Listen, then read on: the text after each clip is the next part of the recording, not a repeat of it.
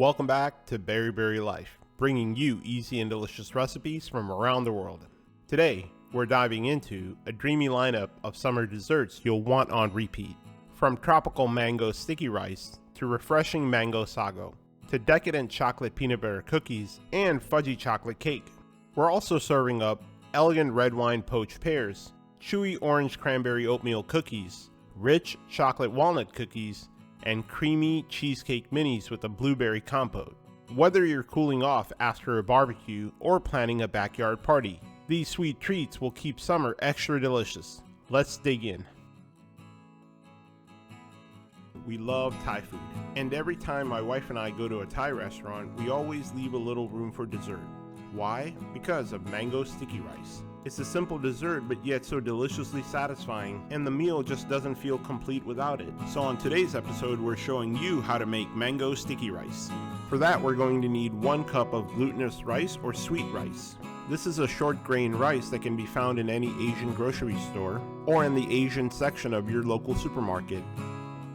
We'll also need 1 can of coconut milk, which yields about 1.5 cups, 1 large ripe mango, which we'll refrigerate, 1/2 cup of sugar. We'll use half of it in the rice and the other half to create a glaze. A pinch of salt,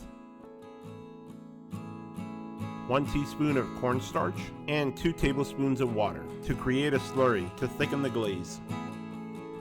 If you're new to this channel, glad you could join us. Hit that subscribe button and join our community of foodies. If you like this video, give it a thumbs up and let us know in the comments below. We'd love to hear from you. Also be sure to share it with your friends and family to spread the love. By doing so, you'll be helping to support this channel.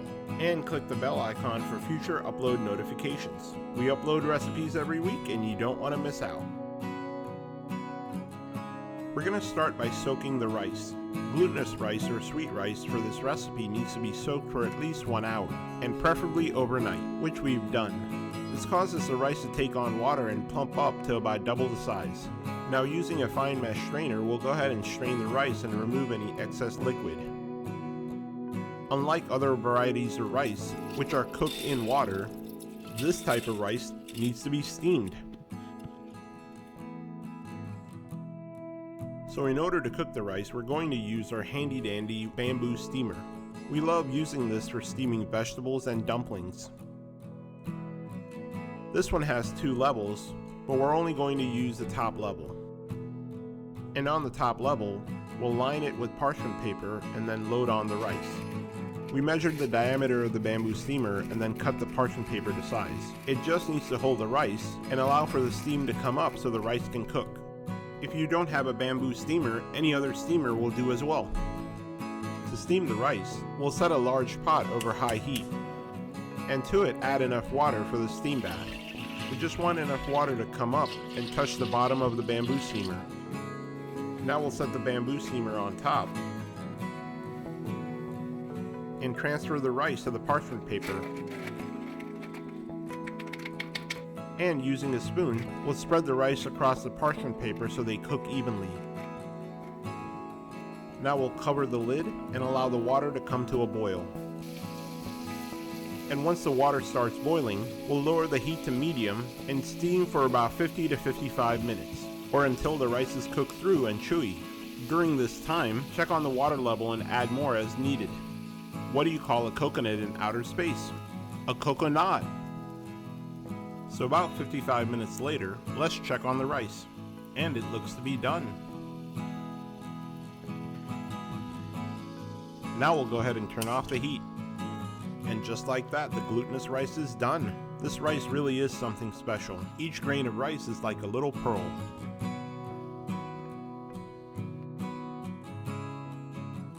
With the rice steamed, we'll give it its characteristic stickiness of this recipe. We'll start by heating a wok over medium heat, and to it add 1 cup of coconut milk, along with 1/4 cup of sugar. Now we'll stir and combine until the sugar has dissolved into the coconut milk. Then add a pinch of salt, and mix that in. Now we can add the steamed rice. This rice will likely stick to the parchment paper, so using a spoon will gently separate it from the paper prior to adding it to the wok, and then gently add it to the wok. being careful not to splatter. Using a wooden or silicone spoon, we want to gently mix the rice with the coconut milk mixture, being careful not to crush or break any of the grains. The goal is to coat every grain of rice with this coconut mixture, and then reduce the liquid so all the grains stick to each other. That looks good. Sticky rice is done. We'll go ahead and turn off the heat and take it off the stove and allow it to cool slightly. Now we'll go ahead and prepare the coconut glaze, which we'll use to decorate the dish. In a small saucepan over low heat, we'll add half a cup of coconut milk, along with a quarter cup of sugar. Now we'll stir this and bring it to a simmer. Now that it's simmering, we'll go ahead and add our cornstarch slurry. This slurry is just a teaspoon of cornstarch with a couple of tablespoons of water. It'll help thicken the syrup and turn it into a glaze. There, that looks good. Now we'll go ahead and turn off the heat and take it off the stove. It may look a little thin and runny, but as it cools, it'll thicken even more.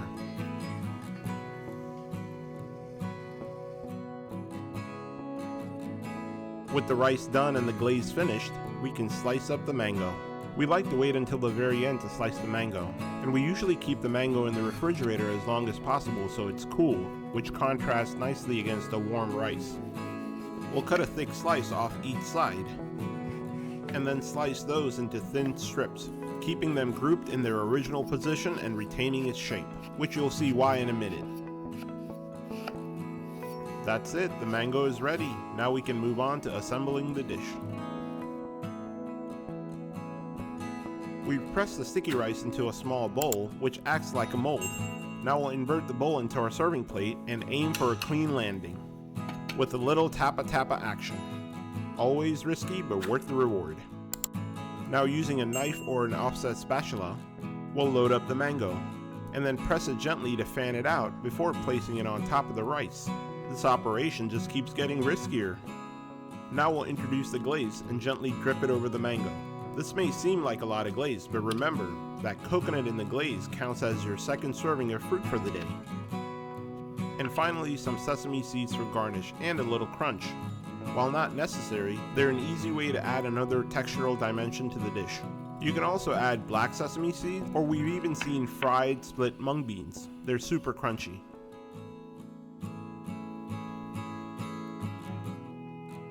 Now we dig in. Taste aside, this just looks amazing.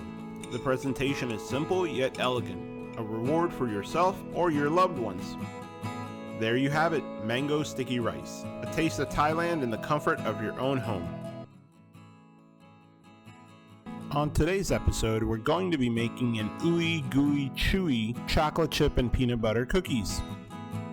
There's a famous bakery in New York called Levain's that makes these amazing cookies, and this is our version on their recipe.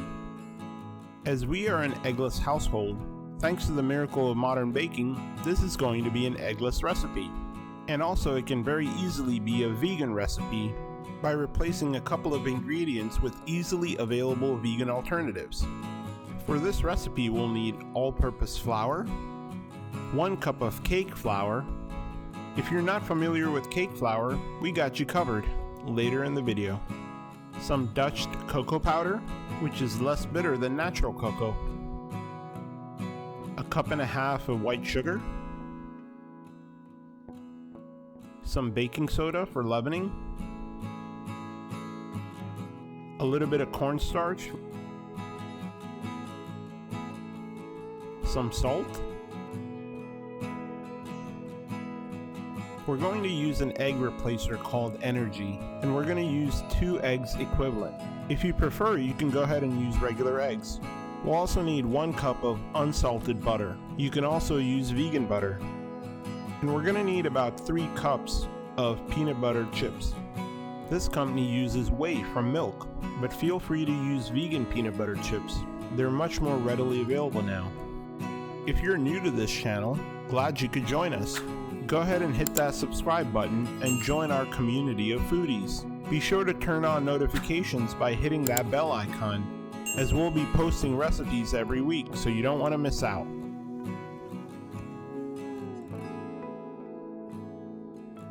as promised, we got you covered on how to make cake flour.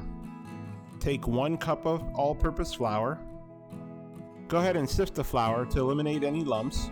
Then remove 2 tablespoons of all-purpose flour from that 1 cup. Replace the 2 tablespoons of all-purpose flour with 2 tablespoons of cornstarch. Again, it's important not to compact. The ratio is 7 parts all-purpose flour to 1 part cornstarch. Mix the all-purpose flour with the cornstarch, and there you have it, cake flour. Before we start making the cookies, let's preheat the oven to 350 degrees Fahrenheit, which is about 175 Celsius. To mix these cookies, we're going to use a flat beater attachment, also known as that pretzel looking thingy. Then we'll add the butter. Our butter is a little bit cold, so we're going to need to whip it to soften before adding the sugar. Once the butter is soft, go ahead and add the sugar.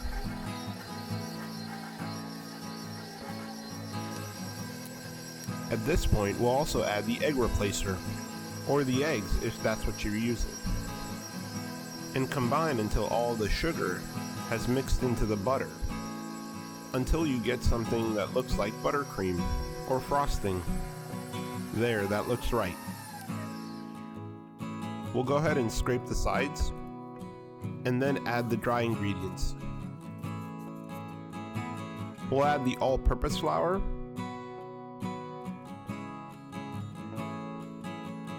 the cake flour, the cocoa powder, cornstarch, salt, and baking soda. Typically you want to combine all the dry ingredients first to have an evenly mixed dough. We've tried this recipe both ways, and it doesn't seem to make a difference. The cookies turn out amazing either way. When the dough comes clean off the sides and looks to be evenly combined, we can add the peanut butter chips. But of course, before that, we want to give it one more scrape. After adding the peanut butter chips, you don't need to mix for long, maybe about 15 seconds on low. The goal is just to press the chips into the dough. You can do this by hand as well, but why? Go ahead and save that arm strength to pick up the cookies to eat when they're done. You'll need it. With the dough ready, we can actually just use a spoon and go nuts. Just kidding. We're going to use an ice cream scoop and portion out the individual cookies. With this, we'll get about 16 to 20 cookies. You can drop the cookies directly onto the baking sheet for a more rustic look, or shape them a little bit so they're smoother. What do you call a baking sheet full of cookies? Dinner. Again, just kidding, but not really. With the oven at target temperature, the cookies can go in. We're going to bake for about 12 to 15 minutes. Maybe closer to 12 minutes. You don't want the cookies to be too done in the oven, because after you take them out, they'll continue to dry and they'll become too hard. There, about 12 minutes later, the cookies are done. They look so good, even our gator mitt wants a bite. The whole house smells of chocolate and warm peanut butter. We're going to let these cookies cool for about 2 to 3 minutes on the baking sheet so they can firm up a little bit before we transfer. Once they're cool enough, we can transfer them to a wire rack. You can see the cookies are still soft, which is good. As they cool, they'll firm up a little bit more. With all the cookies on the wire rack, we'll let them cool for about 20 minutes. After 20 minutes, the cookies are ready. The bottom of the cookie is just perfectly crunchy while the top is still soft and chewy, and we can hold the cookies without them crumbling on us. Let's dig in. Time to test that arm strength. Just take a look at the inside. Oh, that is some ooey gooey chewy right there. And if you're thinking to yourself, there's more peanut butter than chocolate, we won't argue. Now to get a workout with some cookie crunches. There you have it, chocolate peanut butter cookies. If you're in the mood for an impressive looking dessert to spice up your date night dinners, plan parties with friends or family, or with Valentine's Day around the corner to show that special someone how much they mean to you, Then you're in luck, because today we're making red wine poached pears, a recipe that only takes a few ingredients and a little patience. So let's get started. For this recipe, we're going to use Bosc pears. You can tell by the brown skin and a longer neck.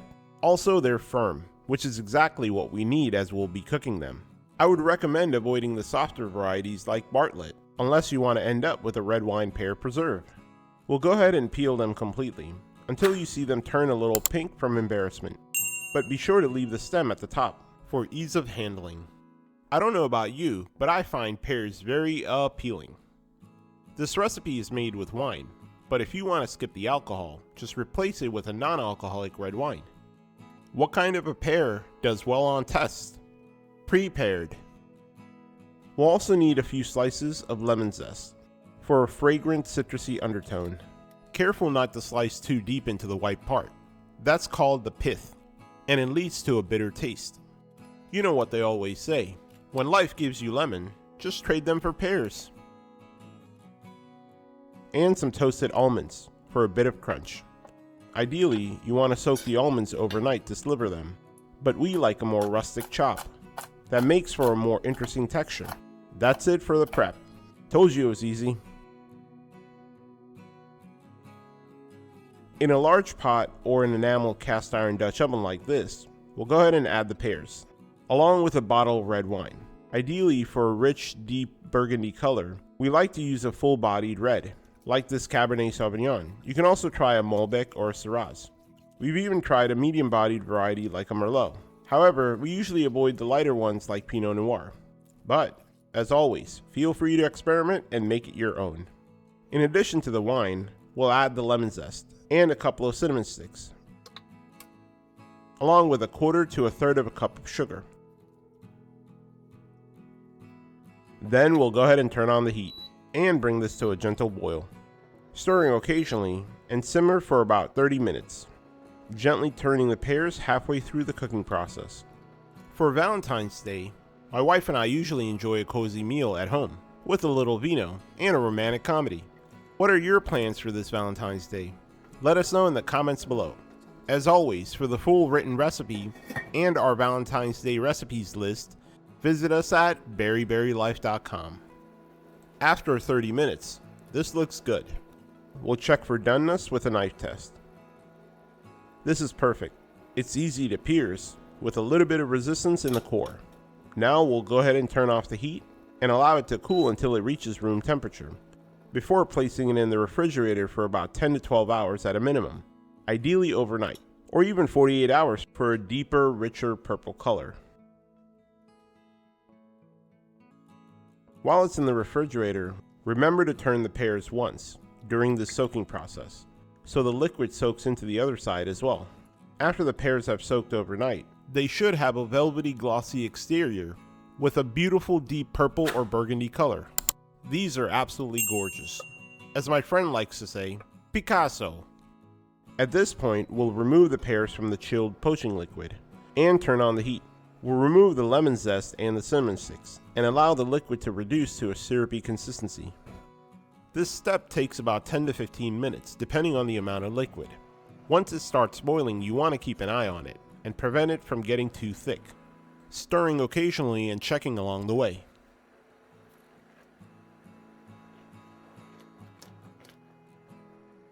Once the liquid has reduced, we'll use the back of the spoon to confirm.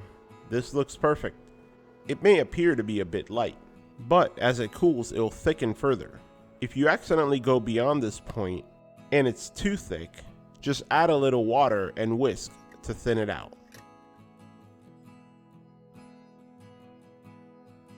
Now for our mascarpone whipped cream. This we would make the day of serving. We'll start with a cup of heavy whipping cream, along with 3 tablespoons of powdered sugar. This whipped cream isn't meant to be overly sweet. Now we'll go ahead and whisk, and whip the mixture to soft medium peaks. You can do this with a hand mixer, like we're doing, or a stand mixer, or if you're feeling traditional, a manual whisk and a little elbow grease. Once you start seeing these ribbons, you want to slow down.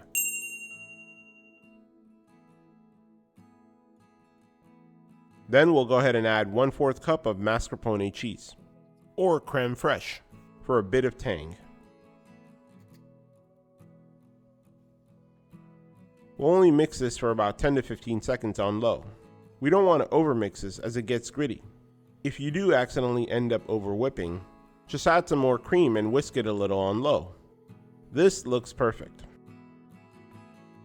We'll place this in the refrigerator for at least 30 minutes before serving.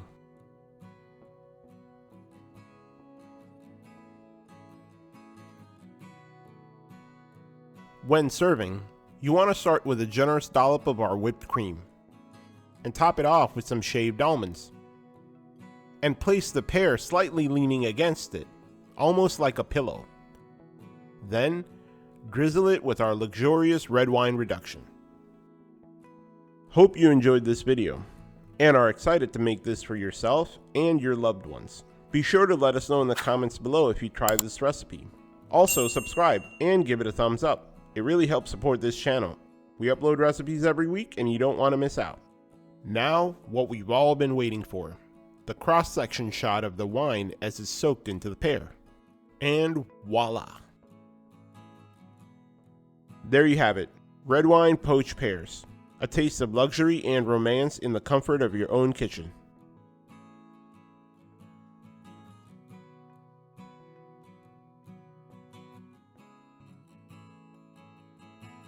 In our household, summer means mango season. We love the different varieties of mangoes, each with their own taste and fragrance. So today we're happy to share with you this recipe from mango sago, or mango tapioca, a favorite dessert from Southeast Asia, made completely vegan. So let's get started.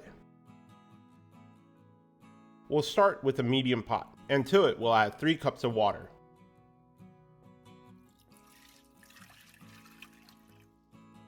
Along with 1/2 cup of sago, or tapioca pearls.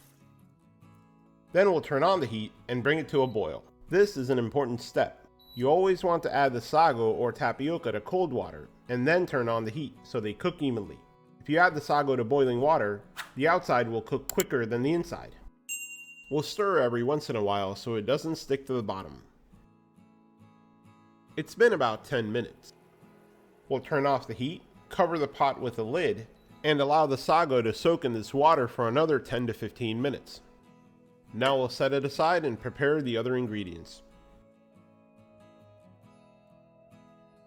Aside from the sago, for this recipe we'll use coconut gel, or nata de coco. This chewy translucent jelly is made from fermented coconut water.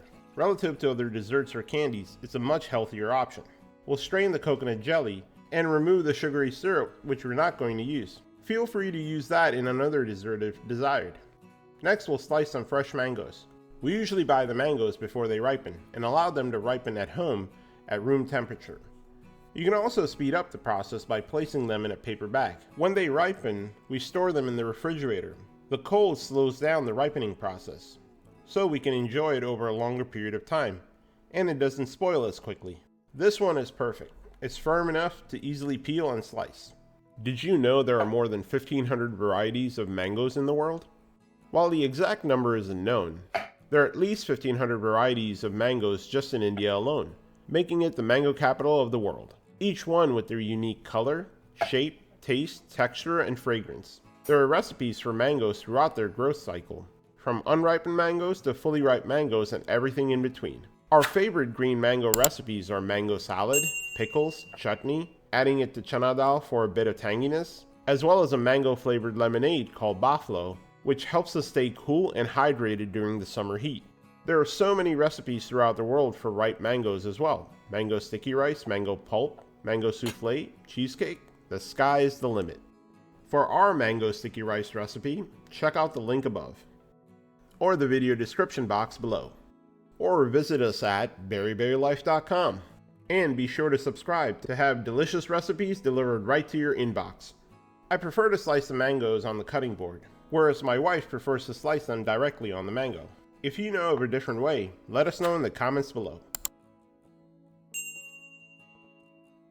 While the sago is resting, we'll prepare an ice bath by adding ice to a large bowl and top it with water. Sago and tapioca are often used interchangeably, however, they're not the same. Sago is made from the pith of the sago palm, and tapioca comes from cassava or yucca roots. It's been about 10 minutes, and the sago should be ready. We'll strain to remove the starchy liquid. What to do with the starchy liquid from the sago? It's actually a really great thickener. We store it for a day or two in a mason jar. It's great for thickening up stews, soups, or curries. We try to waste as little as possible in the kitchen. Now we'll place a strainer into the ice bath to chill the sago. It will stop it from cooking any further. And rinse out the excess starch. With these ingredients prepared, now we can focus on the sago. In a mixing bowl, we'll add our cooked sago. Then to it we'll add one 14-ounce can of coconut milk. This is unsweetened. We leave the can in the refrigerator overnight to help it chill. You can use your choice of almond milk or soy milk as well. We like coconut milk because it helps to thicken up the mixture. Then add 6 ounces of sweetened condensed coconut milk. You can also use sweetened condensed milk, but we're keeping it vegan. There are also other vegan options available, such as condensed oat milk. Someone told me recently that Usain Bolt's favorite fruit is a mango, because when he runs, everyone yells, "Look at that man go!" We'll use the rest of the condensed milk for another delicious dessert.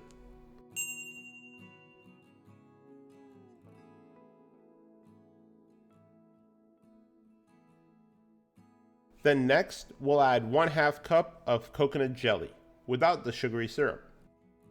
With everything in the bowl, we'll gently give it a stir and combine all the ingredients.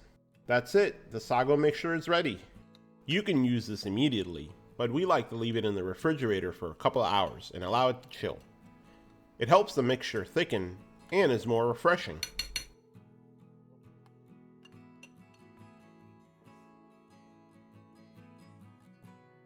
Usually mango sago is served as a drink that you can sip. However, we like to enjoy it as a layered dessert. So in a glass, we'll start by layering in fresh mango pulp. This is 100% unadulterated mango pulp that we make at home. No added sugars, preservatives, or filler ingredients. If you'd like to know how we prepare the mango pulp and store it, check out the video link above, or go to berryberrylife.com. Next, we'll add the sago layer. Growing up, we used to enjoy mango popsicles that had vanilla ice cream inside. This kind of reminds us of that. Mango sago as a dessert arrived on the scene in Hong Kong in the late 1980s, and became a staple in many Cantonese dessert shops. It has evolved and spread throughout Asia and beyond, becoming a popular dessert for its sweet and creamy flavor, and chewy texture of the sago pearls. Then we'll top it off with our sliced mango and coconut jelly. This dish is very versatile. You can add pineapple, papaya, or even pomelo for a citrusy flavor. And as always, we encourage you to make it your own and adapt it to your flavors and preferences. If you're making this for a party or a get-together, you can make the individual servings ahead of time and store them in the refrigerator to chill. During summertime, we ate mango pulp almost every day with our afternoon meal. It was part of a larger meal with roti, vegetables, lentils, and rice. Unlike my wife, I prefer to have multiple layers. I just think it looks better. Let us know in the comments which one is your favorite. If you haven't already, be sure to check out our blog at berryberrylife.com. We're uploading tons of summer recipes, and we have even more planned for the fall. With that, it's time to dig in.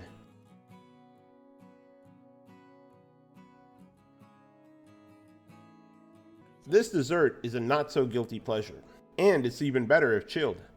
There you have it, mango sago, a taste of Southeast Asia in the comfort of your own kitchen.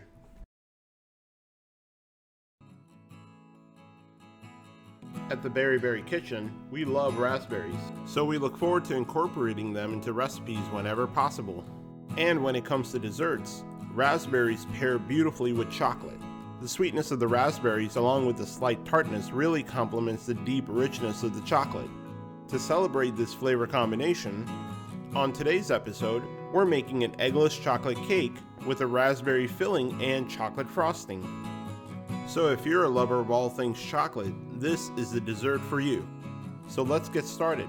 For this recipe we'll need 3 cups of all-purpose flour, along with 1 3/4 cup of white sugar, 1 cup of cocoa powder, or half a cup if you want a fluffier cake, 4 teaspoons of baking powder, a 1/4 teaspoon of salt, a shot of espresso or freshly brewed coffee. This is an optional ingredient, but it really helps bring out the taste of the chocolate. 2/3 cup of neutral vegetable oil, and 2 cups of sparkling water. Plain or flavored, it doesn't matter in the final product. If you're new to this channel, glad you could join us. Hit that subscribe button and join our community of foodies. If you like this video, give it a thumbs up and share it with your friends and family to spread the love. Also be sure to click the bell icon and turn on future notifications. Preheat the oven to 360 degrees Fahrenheit or 180 Celsius. While the oven is heating up, we'll go ahead and make our cake batter. We'll start by sifting all the dry ingredients and get rid of any lumps. This really is a super easy cake recipe. We're pretty much just combining all the ingredients and stirring a lot. What's a cake that's never on time? A chocolate.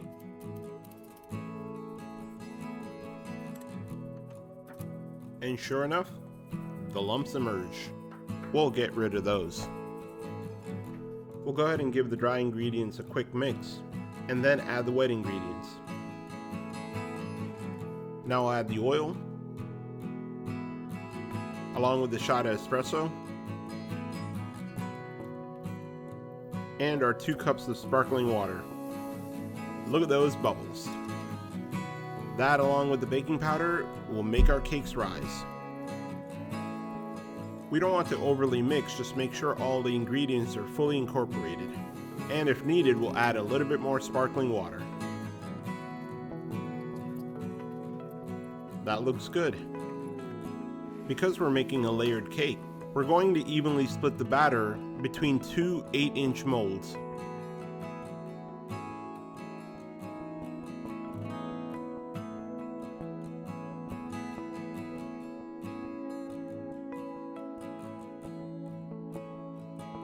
That looks about right.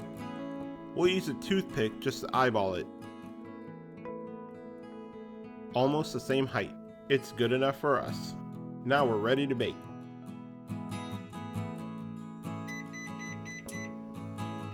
With the oven at target temperature, we'll place the cake pans in the oven and bake for 35 to 45 minutes.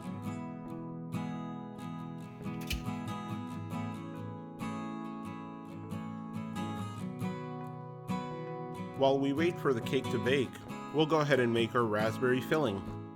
For that, we'll need 2 cups of raspberries, fresh or frozen, 2 tablespoons of cornstarch, a 1/4 cup of white sugar, and a 1/4 cup of water.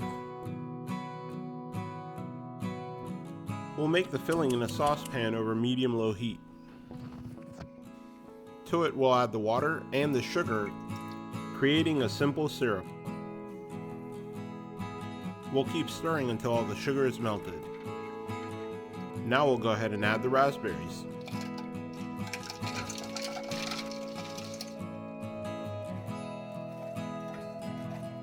We'll allow the raspberries to break down and come to a boil.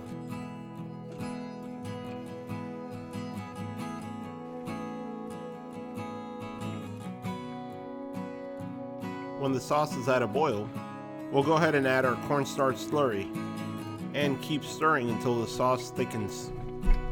Shouldn't take long, maybe about 30 seconds. This looks good.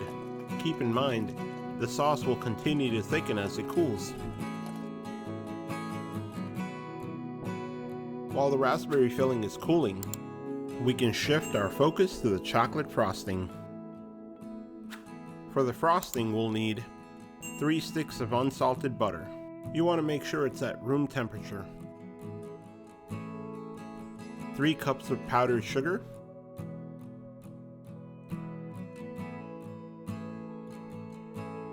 half a cup of cocoa powder, a 1/4 teaspoon of salt, 2 tablespoons of heavy whipping cream or coconut cream, a shot of espresso or freshly brewed coffee, optional, and 2 teaspoons of vanilla extract. In a stand mixer, we'll add the butter, and using a beater attachment, whip it as much as possible.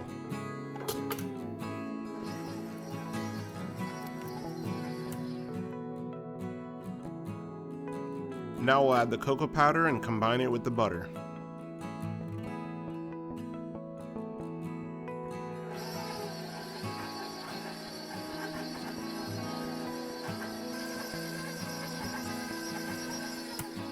And if needed, scrape down the sides.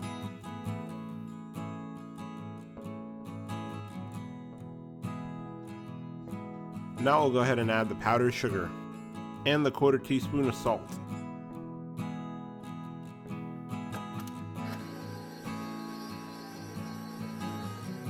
While that's mixing, we'll add the 2 teaspoons of vanilla extract.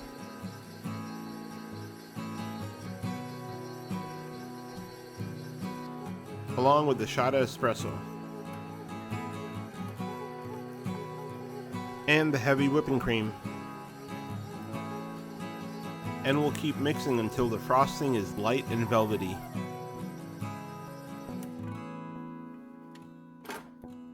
This looks good. Our chocolate frosting is done.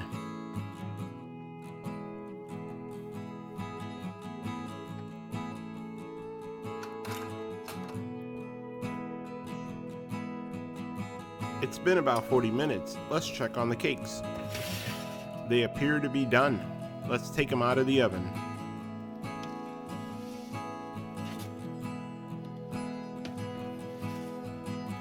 We'll set them on a wire rack to firm up before demolding.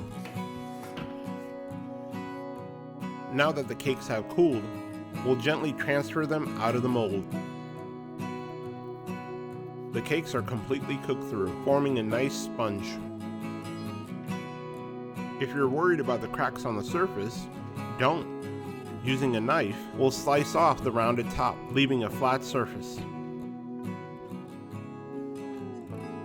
With the cake cooled and sliced, we're ready to decorate.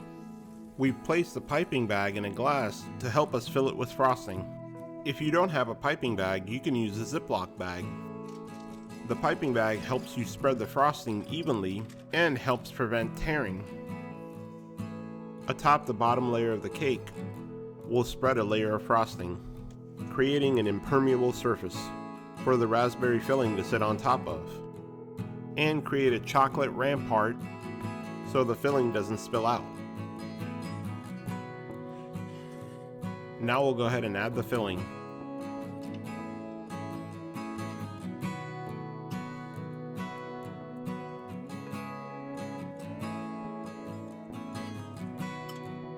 That looks about right. Now we'll seal this with the top layer of the cake, sandwiching the filling in between. Now we'll cover the entire cake with frosting.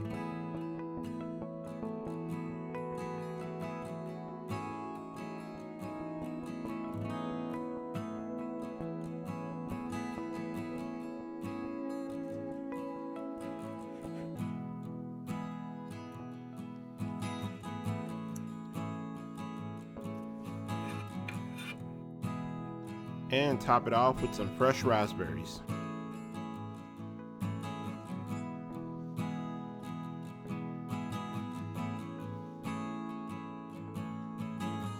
Time to dig in. When cutting a cake, you want to use a clean knife. So in between slices, we dip it in hot water and wipe it off. And that, folks, is what's called the reveal.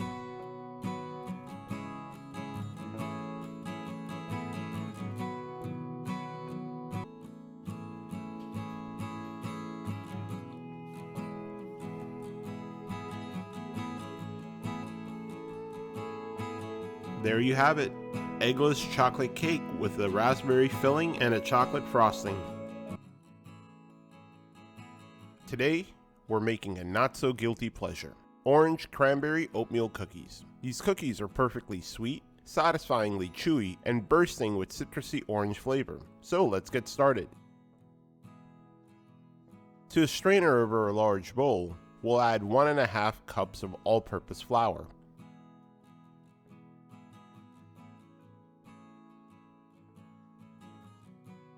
Along with 1 teaspoon of baking powder.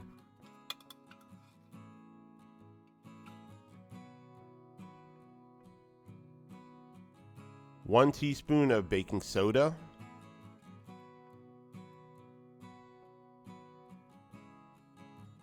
and a pinch of salt. Then we'll gently sift to eliminate lumps. Sifting also helps to aerate the flour. This results in a fluffier and softer final product, and it also helps to distribute the ingredients evenly. Here are the culprits. Now we can break these down with a spoon. Oh, not to forget a teaspoon of cinnamon powder. Then give it a whisk. What do you get when you cross oatmeal with ducks? Quacker oatmeal. Now we'll set this aside. For our cranberries, we'll use the dried variety, which are much easier to bake with. We can leave them whole or give it a chop, which is what we like to do, so the cranberries are more evenly distributed throughout the cookies. Did you hear about the farmer who tried to start a cranberry farm?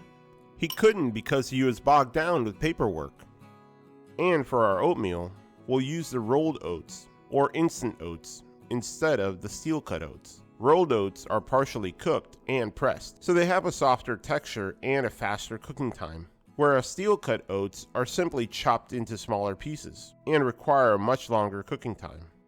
And lastly, for the orange flavor in these cookies, we'll need 1 tablespoon of orange zest, which is coincidentally 1 orange's worth.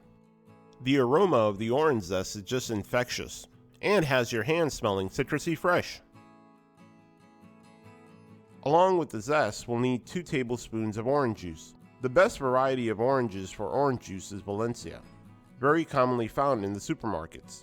Both its zest and the juices are incredibly fragrant. Plus, it has little to no limonin, which is a compound that can make the orange juice taste bitter when exposed to air.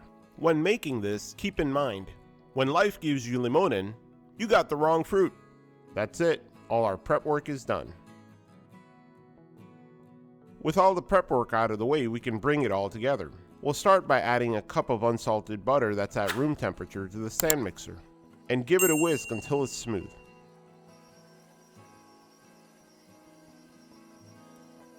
Next, we'll add 1 cup of light brown sugar.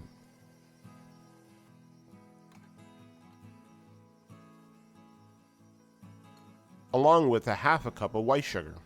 Then mix it until it's completely incorporated and creates a paste, pausing to scrape as needed to ensure all the ingredients are incorporated. We'll keep mixing until we get this Play-Doh-like consistency.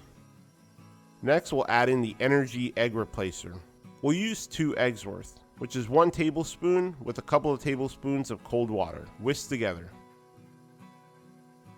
along with 1 teaspoon of vanilla extract.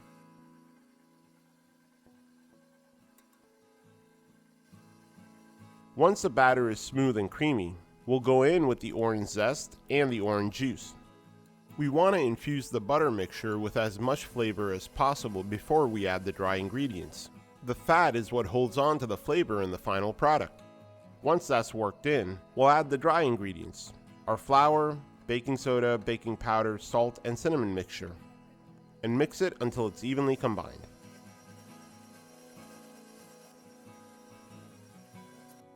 Then add in the rolled oats. Why doesn't Jay-Z like oatmeal? 'Cause he's got 99 problems, but fiber ain't one. And the dried cranberries, and mix it until it's all evenly distributed. At the end, the dough should be sticky like this. Now we're ready to portion the cookies onto a baking sheet. We like to use an ice cream scoop. This is about 2 ounces. Using this scoop, we usually get about 16 to 18 cookies per batch. we'll scoop out the batter onto a silicone mat lined baking sheet. We love these sheets because you don't need to grease them, making it easier to prep and clean. This looks good. Now we're ready for the oven.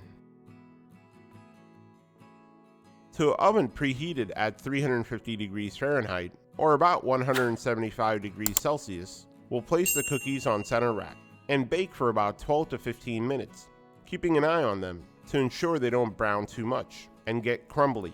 When done, they should look something like this. At this point, the cookies are incredibly soft. We'll allow them to cool off for about 10 minutes before attempting to transfer them to a cooling rack, where they can cool down completely.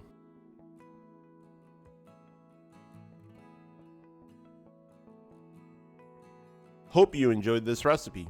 Be sure to like, comment, and share this video with your friends and family to spread the love. And remember to subscribe to follow our channel. We upload recipes every week and you don't want to miss out. Don't these look amazing? They're just the right amount of chewy, and the aroma of the orange is simply irresistible. There you have it, orange cranberry oatmeal cookies. A not so guilty pleasure in the comfort of your own kitchen. On this episode, we're making cheesecake with a blueberry compote. This is a quick eggless recipe with a 10-minute cook time. We're not going to bake this in the oven as is traditional. We will cook it in the microwave using a silicone baking mold. If you don't have a silicone mold, you can use a microwave-safe glass container or a small baking dish. Along with the cheesecake, we'll make a blueberry compote to top it off. So let's get started. For the cheesecake, we'll need graham crackers with a graham cracker crust, along with the butter, which will melt and mix with the graham crackers. For the filling, we'll need heavy whipping cream to mix in the filling and to make a cornstarch slurry. Pounded cream cheese at room temperature, granulated sugar or caster sugar, sweetened condensed milk, a half a cup of yogurt, a spoonful of cornstarch, replaced with all-purpose flour if needed. Last but not least, pure vanilla extract. If you're new to this channel, glad you could join us. Hit that subscribe button for more great content and to help support this channel. Also be sure to hit the bell icon for future notifications. We'll be uploading recipes every week, so you don't want to miss out. If you like this video, give it a thumbs up and let us know in the comments below. We'll begin by making the crust. For this, we'll load the graham crackers in a food processor and give it a mix. We want to break down these crackers a little bit before adding the butter. If you want to skip the food processor, you can do this by hand using a resealable plastic bag and some elbow grease. We're going to skip the workout here. With the crackers broken down a little, we'll add the melted butter. And then we'll pulse until butter and crackers are thoroughly combined.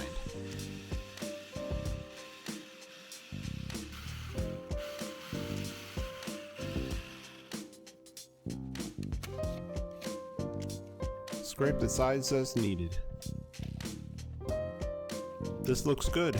Now we'll transfer this to our baking pan and form the crust. We're using an 8-inch silicone mold today. These are safe to use in the microwave and can withstand temperatures up to 400 degrees Fahrenheit or 200 degrees Celsius.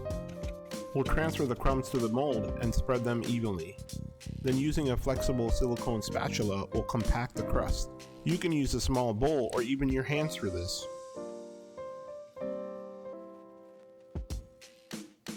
That looks good. Now we'll go ahead and clean the edges.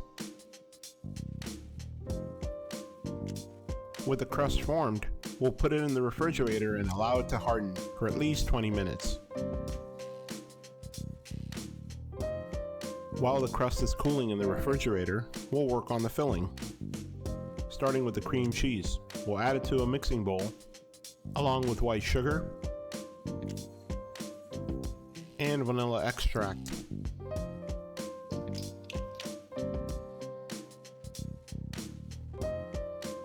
Using a hand mixer, we'll mix this until all the sugar is incorporated into the cream cheese, and we have a smooth mixture.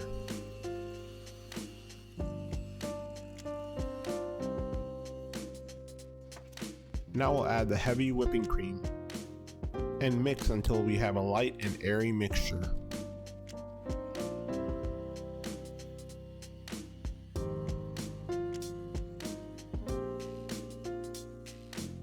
Now we'll add the yogurt for the tang and sweetened condensed milk for that rich caramelly taste. And continue mixing until the mixture is smooth and velvety.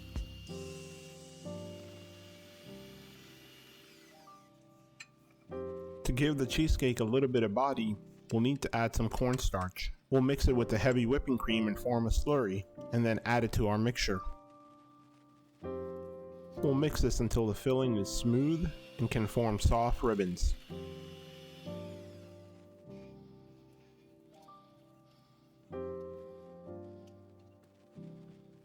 That's perfect. With the crust cooled and hardened, we can transfer the filling to the baking mold. Love the way the filling forms those ribbons as it pours. With the filling transferred, we'll give it a few gentle taps to get rid of any air bubbles. Be sure to be gentle so as not to break the crust. Now we're off to the microwave. We're placing the silicone mold on a plate for better handling. Using a conventional microwave, we're going to cook it at full power, which is around 1100 watts for 10 minutes. Check in on it every couple of minutes. You want to look for a rough surface with a little bit of bubbles and a soft center. It's 10 minutes later and the cheesecake should be done. Let's take a look. That looks good. Careful removing the cheesecake as it's going to be very hot. And just like that, the cheesecake is done. We're going to allow the cheesecake to cool for about 20 minutes and then refrigerate it for 1 to 2 hours. While the cheesecake is cooling, we'll create a blueberry compote. A compote in essence is fruit cooked with sugar. The fruitiness of the compote pairs incredibly well to the richness of the cheesecake. For it, we'll need 2 cups of blueberries. We're using frozen blueberries, along with a 1/4 cup of white sugar and a couple of tablespoons of water. We'll add some orange zest, along with a little bit of orange juice.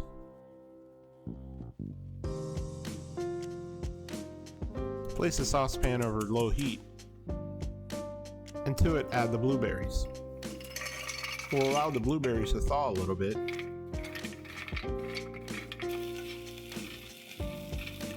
and then add the white sugar, along with the water. When you cook the blueberries with sugar, natural pectin is released from the blueberries, which will help thicken the compote. The blueberries are starting to break down and release that beautiful color. We want the blueberries to retain most of its shape, but just allow the syrup to thicken. Just before we take it off the heat, we're going to add the orange zest. This will give it a little bit of brightness.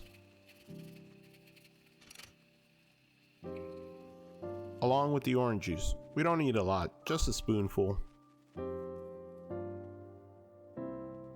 Now we'll take it off the heat and give it a stir. That's it, the compote is done. It may look a little thin, but it'll thicken as it cools. Once cooled, transfer it to a bowl or a container and it's ready to serve. Compote is great to have around. You can pair it with so many things. Enjoy it with a slice of cake, or in a parfait, or with a cup of cottage cheese. Once it's cooled, it'll turn into this deeply purple syrupy bowl of goodness. With the cheesecake cooled, using a butter knife, go around the edge to separate the cheesecake from the mold. Now we'll carefully transfer it out of the mold. For this, we're going to use a plate covered with plastic wrap. The plastic wrap will act as a cushion when you flip the cheesecake over. There is a little bit of anxiety when doing these flips, but we'll work through that. Luckily, the mold is flexible. We'll give it a little bit of shake and gently extract the cheesecake.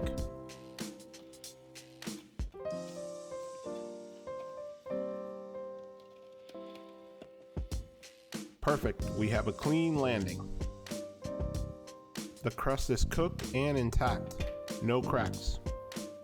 Golden brown and delicious.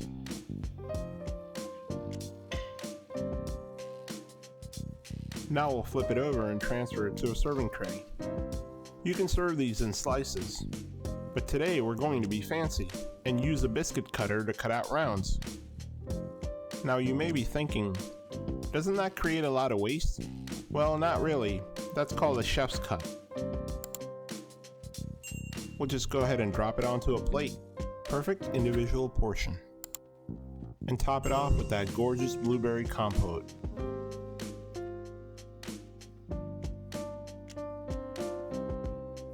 There you have it, cheesecake minis with a blueberry compote. Easy and delicious dessert to add to your repertoire.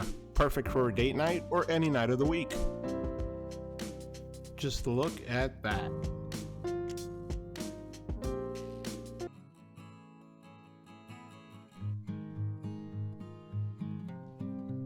Today we're going to make our version of Levain's famous walnut and chocolate chip cookies. This is a vegan version using an egg replacer and vegan butter. For this recipe, we're going to need walnuts, semi-sweet chocolates, vegan butter, brown sugar, white sugar,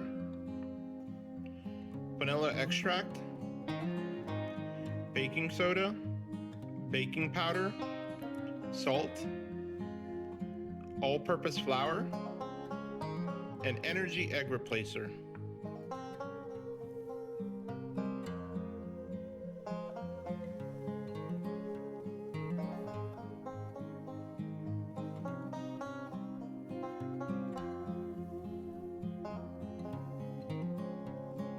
Preheat the oven to 350 degrees Fahrenheit.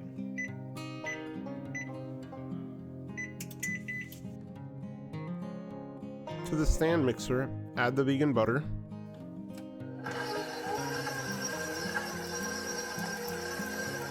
now to it, add the sugar. First the brown sugar,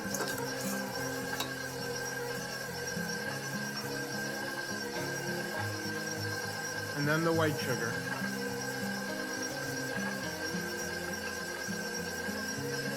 Looks like the mixture is coming together nicely. We'll stop the machine, scrape,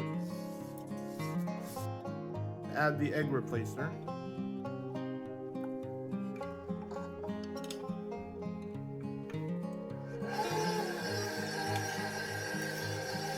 stop the mixture, and add the vanilla extract.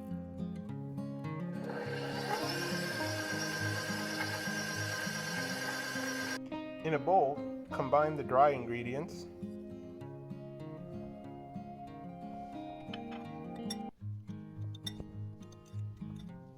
and add them to the mixer.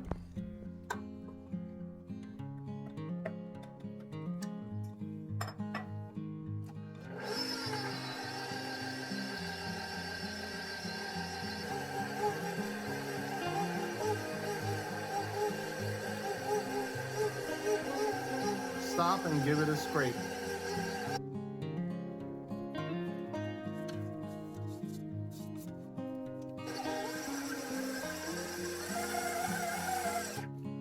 Looks like everything is nicely incorporated.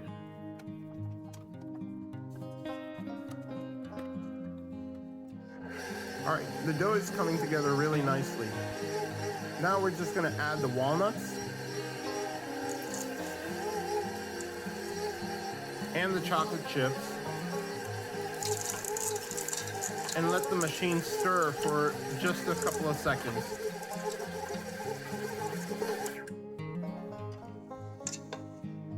Once you're done with the mixture, just thoroughly incorporate by hand.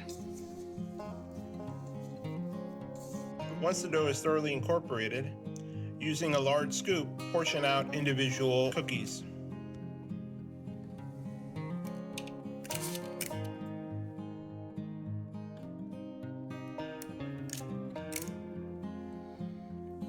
Space the cookies about 3 inches apart. This recipe makes roughly 16 cookies.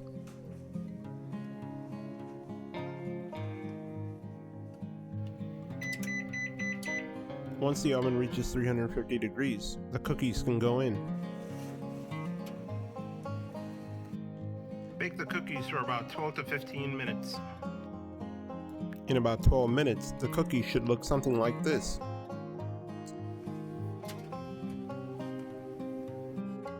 Let's take these out of the oven. Once the cookies are out of the oven, let them cool in the baking sheet for about 2 minutes before transferring them to a cooling rack. Let's check the bottom for browning. That's the perfect amount of browning. It's been a few minutes. We can transfer the cookies to the cooling rack.